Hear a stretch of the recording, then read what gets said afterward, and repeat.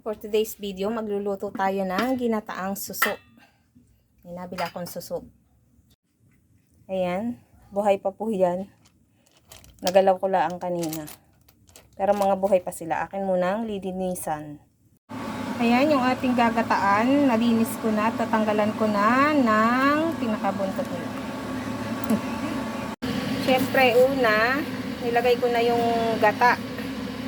Kasi yung suso, madali lang yung maluto.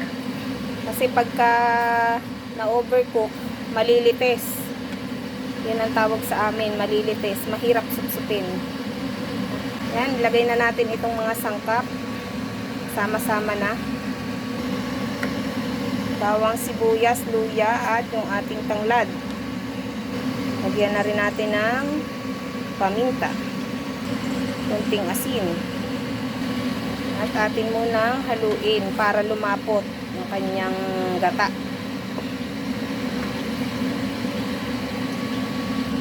Ilagay ko na rin tong siling green para lumasa na siya sa sabaw. Yan. Ilagay na natin ang ating suso. Yan, sarap. Yan.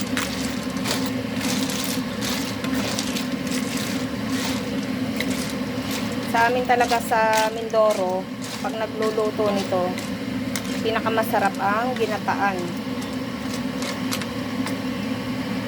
At syempre may kulang pa yan. Hindi sasarap ang ating niluluto kung wala itong pakko. Yan talaga yung partner niyan. Nakita nyo? Sa amin sa Mindoro, pag nangunguha kami ng suso sa ilog, kasama ng pangunguhan ng pako kasi yan talaga yung partner niyan. The best. Ginataang pako na may suso.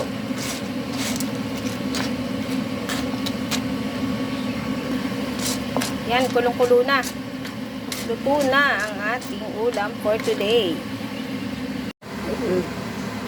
Yan ang aking ginataang suso na may pako.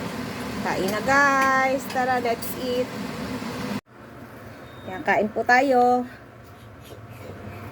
Sarap ng aking ulam. Nagkita ako sa bukid. Yan ang maganda sa bukid. Mayroon kang mabibili na ganito. Pag na-miss mo bang kumain, punta ka lang dun. 120 ang kilo. Kalahati lang yung binili ko.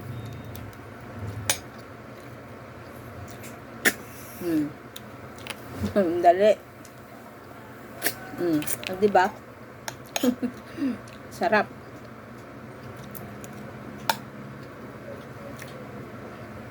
Tapos may pako.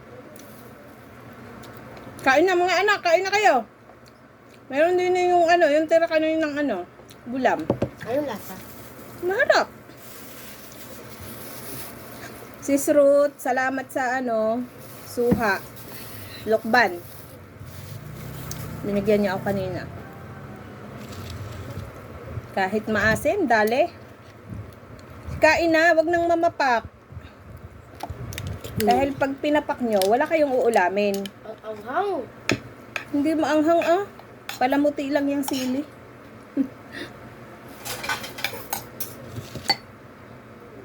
Bianca, kumain ka na rin.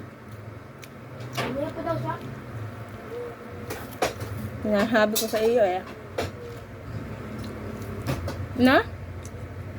Ba't ayaw mo? Ayun ko kasi.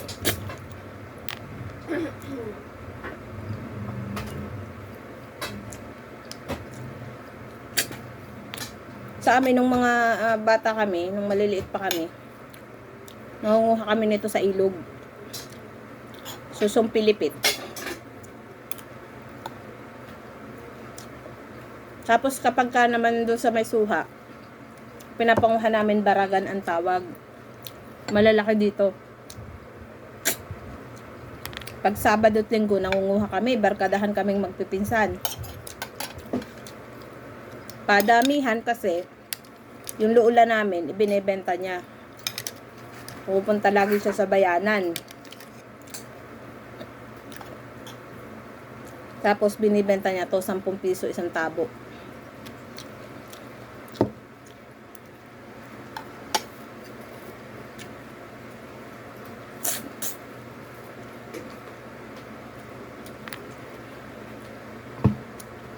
Hindi ko alam kung 10 piso nga. Kasi ano yun, noon pa eh. Tagal na. Elementary pa kami noon. Mga siguro 5 piso, ganyan.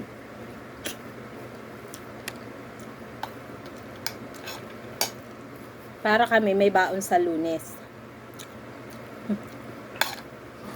Kami magpipinsan. Libangan na namin. Yung buong suha, ang layo ng aming pinanguhanan, kinakapa namin to. Nilalagyan namin ng paklang ng saging. Kung alam nyo yung lipa na Makate, yun, pamain. Nilalagay namin yun. Tapos, pag binalikan namin, marami sa ilalim. Marami kaming nakukuha. So yun guys, thank you for watching. Dito ko natatapusin yung video ko kasi mahaba na. Bye. God bless.